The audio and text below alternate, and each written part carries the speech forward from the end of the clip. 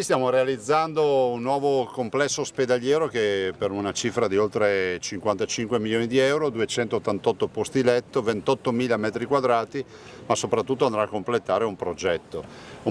che abbiamo ovviamente disegnato e pensato negli anni e che non riguarda solo questo ospedale ma molti presidi. Qui avremo nuove terapie intensive, il materno infantile e molto altro ancora. Significa un rilancio della sanità a tutto tondo,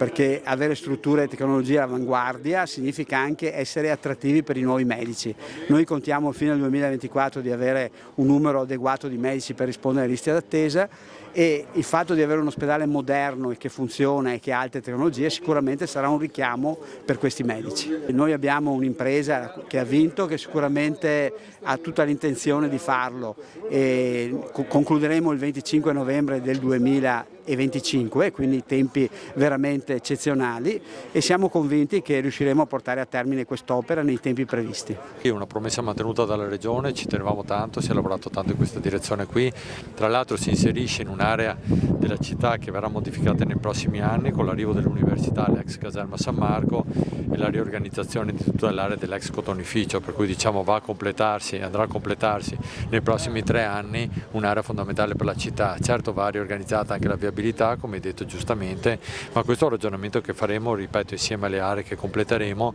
anche per un aumento dei posti auto, perché siamo convinti che l'ospedale abbia bisogno di più posti auto di quelli che ci sono oggi, per cui il ragionamento sarà fatto insieme anche a Mazzer, che ha acquisito l'area del cotonificio, per ragionare su dei silos che contengano un numero di auto superiore al parcheggio